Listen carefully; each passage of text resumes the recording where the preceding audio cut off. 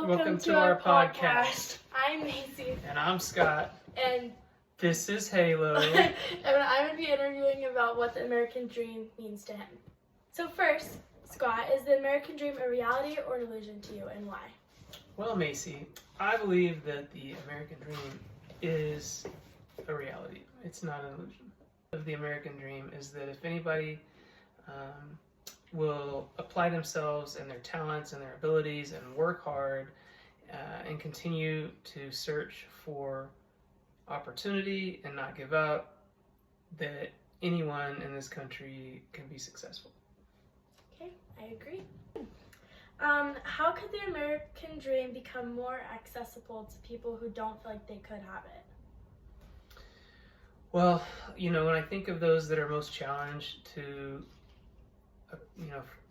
fulfill the American dream would be people like refugees or immigrants that come over that potentially don't have the education or they'll have the language barrier, and those things can be really significantly challenging. But a lot of times there will be a community of those people together, and through that community they can learn about opportunities, have access to opportunities. And really, I think that ends up being not only one of the biggest limits to the American dream, but also the biggest opportunity, which is finding the resources that people need to be successful. And if they'll continue to strive and search and work hard, I believe that there are opportunities for everyone to develop the necessary skills and talents to be successful. With that, how do you think the American dream is different for Christians than it is incoming immigrants or like former citizens of America? Well, that's a good question. So I do think that the United States has a core value system and a cultural component that is rooted in Judeo-Christian values. And so I certainly think that those values are what make up the American dream, such as don't lie, don't cheat, don't steal. The tenets of that, of someone that works hard and has high character and serves other people well, which are Judeo-Christian values, but also work well in the workplace and in life in general, that those values will help someone be successful in this country.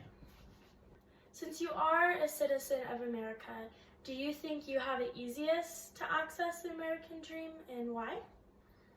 Yeah, I think that people that are born in this country that have the intrinsic value system, the family system, the educational system, the language, the cultural understanding of things certainly have a lot more advantages than those that are coming from other cultures and other values and other languages and don't easily assimilate to the broader culture in the United States.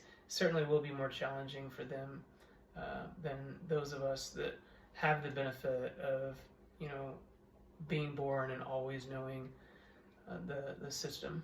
How do you think the American dream can become more accessible? Like, what are ways that you think could change so more people could access it? Well, I think that, again, going back to the people that are the most challenged, which would be immigrants and refugees, I do think that we've got a really broken system, immigration system, that we need to fix.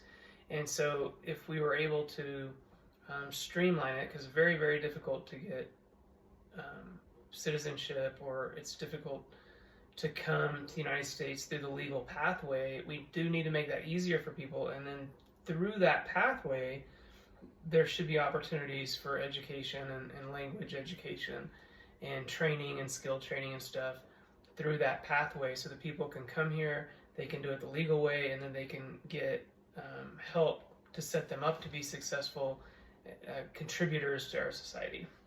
All right. Well, thank you for answering my podcast questions. Catch you in the next one. Okay.